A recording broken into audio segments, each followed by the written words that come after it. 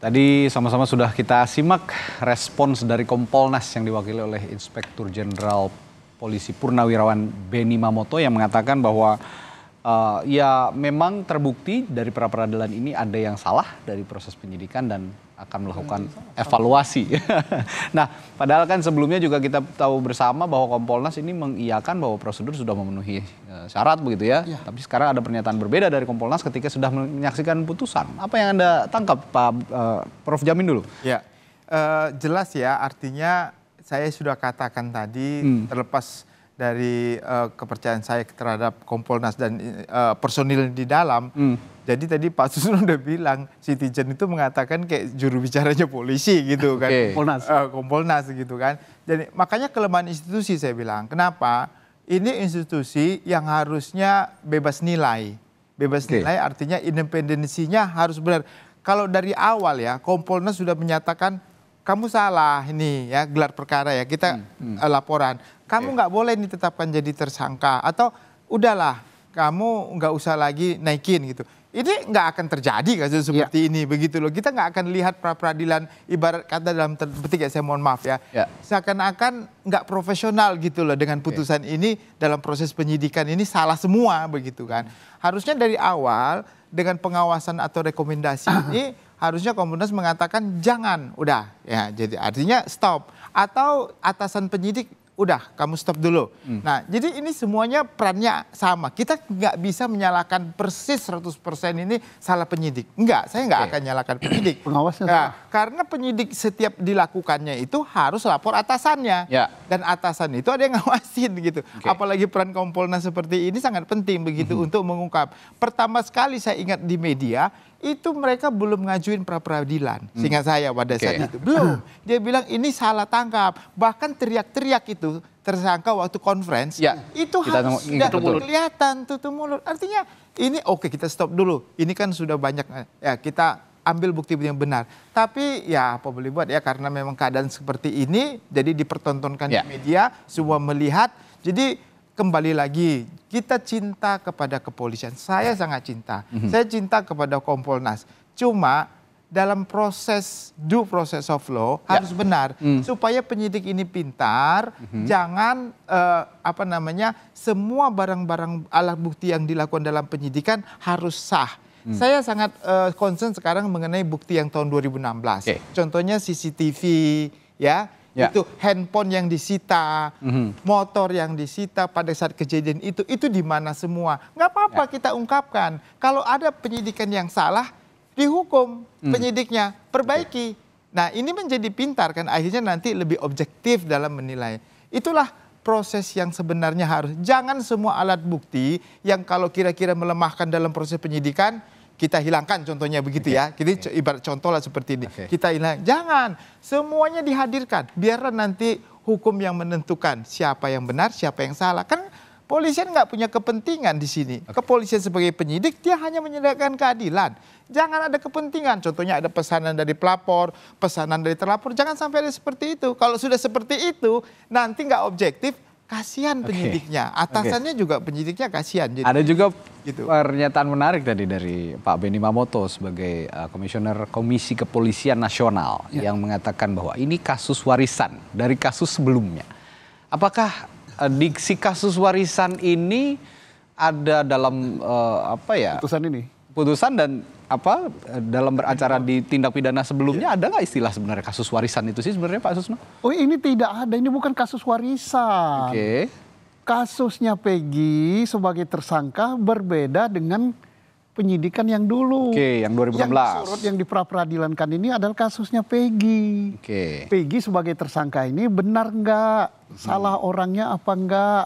Penetapan sebagai tersangka ini sudah mencukupi barang alat bukti apa tidak? Kemudian secara prosedur sudah benar apa tidak? Peggy yang dipersoalkan. Soal ini kasus 2016 lain lagi. 2016 yang sudah ketangkap sudah berakhir di 2017, penjara. Tinggal ada upaya hukum nanti PK. Nah PK-nya kalau nggak salah sudah persiapan dimasukkan. Jadi jangan dilimpahkan ini kepada 2016. Berbeda. Ini berbeda. Tapi kalau misalnya alasannya kasus warisan ya nggak ada. Mengungkap pelaku sebenarnya ini berarti berkas-berkas yang lama juga harus dicermati begitu oleh penyidik-penyidik yang saat ini. Iya. Itu yang dimaksud mungkin warisan itu. Saya kembali berbicara berapa kali saya di podcast saya, di media televisi, saya katakan kalau mau benar menyidik si Peggy ini kembali ke titik nol. Oke. Titik nolnya adalah 2016. Nama Peggy keluar ini dari siapa? Ternyata nama Peggy keluar ini dari mulutnya Rohiana. Ibtu Rudiana. Rudiana, ya. Sebagai saksi dan dia juga yang melakukan penangkapan dan lakukan interogasi. Oke. Rudiana dari siapa? Dari Aib. Aib benar nggak keterangannya? Aib melihat peristiwa ini dari jarak 100 meter, tengah malam, jam 10 malam, di situ gelap, dia tahu warna sepeda motor, kemudian tidak kenal dengan Peggy, tahu itu wajah Peggy. Nah dari situ aja kalau penyidiknya benar, itu pasti bohong. Okay. Nah ini diyakini oleh siapa namanya Rudiana benar. Sehingga nama Peggy ini keluar. Saya baca berkasnya, tidak sembarang ngomong ya, berkasnya tebal segini. Rudiana ngomong 1, 2, 3 sampai 11 orang. Okay.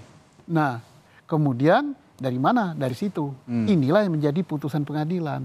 Lah kalau diteliti dari sini, penyidik yang benar artinya keterangan Rudiana ini udah nggak beres karena berasal dari Peggy.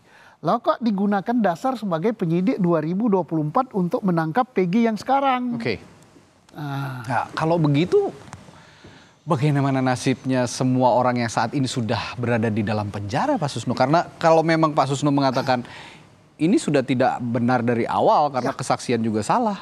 Nah, ini menetapkan tersangka ada 11 yang sudah di penjara saat ini. Saya katakan dari awal ini adalah justice obstruction. Oke, obstruction of justice. Ya, obstruction of justice. Oke. Ini peradilan sesat. Kenapa peradilan sesat? Mulai dari tingkat penyidikan salah. Kemudian tingkat dia penuntutan oleh jaksa salah juga. Pengadilan tingkat pertama sampai dengan kasasi nggak beres. Tapi mereka berlindung di bawah. Mereka sudah mengajukan yang namanya apa itu? Ke presiden tuh gerasi ditolak. Lah ini pikiran yang picik sekali ini untuk cari kebenaran. Tidak begitu dong, telusuri dulu ini. Oke. Nah ini berarti kesalahan ini saya tidak mau nimpakan dan tidak mau ditimpakan pada polisi saja. Oke. Saya ini polisi yang sangat cinta polisi. Kesalahan selain polisi salah dalam penyidikan ada pada jaksa.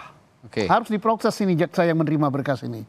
Kemudian hakim pada tingkat pertama, tingkat banding, tingkat kasasi, monggo komisi yudisial cari siapa hakimnya ini. Oke. Nah, ini jangankan kita bicara 3 DPO yang kemarin ditetapkan di putusan pengadilan, berarti yang sebelumnya saudara 3 DPO ini juga jangan-jangan susah, nggak ada juga tapi gitu jangan-jangan. Pembunuhan terjadi. Nah, itulah. Maka harus dicari apakah akan mencari hanya 3 orang ini atau justru mencari siapa sih dan berapa sih pembunuh sebenarnya. Sebenarnya bagaimana begitu ya? Apakah 3, apa 4, apa 2 atau 1?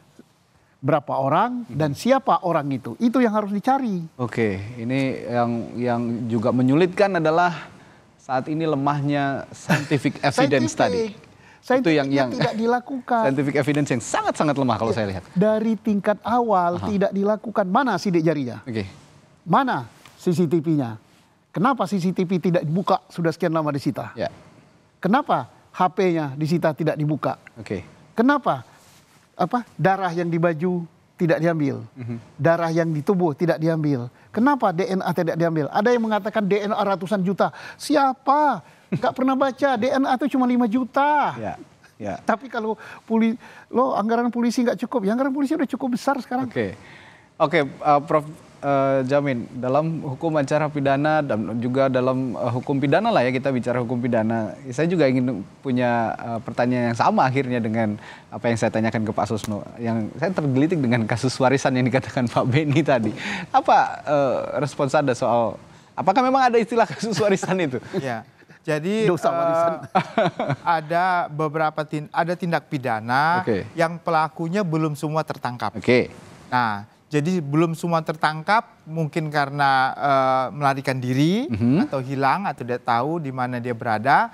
Lalu diputus terlebih dahulu karena ini kan pasalnya pasal 55 ya, penyertaan gitu. Jadi yang dahulu kan diputus, setelah diputus ternyata yang lainnya belum dicari begitu. Seharusnya nggak perlu 8 tahun begitu ya. Artinya itu dia. tahun 2016 sampai 2024 terlalu lama begitu sampai putusan putusan PK atau putusan kasasi ya, putusan kasasi yang terakhir. Itu sebenarnya nggak terlalu lama kalau memang 2-3 tahun itu sudah cukup lama begitu ya, 1 tahun 2 tahun harusnya cepat begitu. Nah setelah itu baru 2024 itu saya kira tidak sangat berpengaruh film itu gitu untuk bisa sehingga harus DPO harus dikejar begitu kan. Nah lalu sekarang 8 tahun kemudian muncul seperti ini. Nah ini bukan warisan, artinya ini dia harus mengungkapkan DPO-nya begitu yang dianggap bersama-sama melakukan perbuatannya. Sayangnya bukti awalnya tadi itu yang 2016 sudah banyak yang hilang, sudah tidak ditemukan. Bagaimana penyidik yang baru? Tapi kita tidak bisa menyalahkan penyidik 2019, nggak bisa. Justru penyidik yang 2024 ini kalau merasa belum cukup bukti untuk menjadikan tersangka, dia nggak usah dilanjutkan atau ditetapkan sebagai tersangka. Jangan memaksakan. Dia harus lebih menahan diri. Walaupun ada desakan contohnya, oh DP-nya harus tangkap, oke nggak apa-apa. Tapi karena kita belum bisa mengucapkan bukti, kita nggak bisa. Jangan langsung tiba-tiba yang kita lihat sekarang ini Peggy Setiawan dihadirkan di conference lalu dia melawan di depan saya nggak jadi ini kan spontan resistensinya pada saat itu jadi rentan kan dan itu dibuktikan sekarang di persidangan berarti benar yang di conference itu orang yang benar-benar tulus benar-benar bukan pelaku kan kita jadi salah tangkap kan jadi malu seperti ini ya polisian tapi sekali lagi inilah pelajaran ya bagi ini justru tadi Pak Susul bilang ini pil yang pahit tapi pil bagus untuk mengobatin begitu ya kepolisian dan lagi saya kira saya harus pandangan kepolisian ini harus lebih independen ya apalagi di tingkat pengawasan ya saya kira lebih baiklah di tingkat pengawasan sekarang Kompolnas itu udahlah jangan lagi ada unsur pemerintah. Biarlah Kompolnas itu benar-benar mau dia dari kepolisian yang sudah pensiun, mau dia tokoh masyarakat, akademisi, tapi jangan lagi ada ex officio yang sedang menjabat di situ supaya lebih independen menurut saya.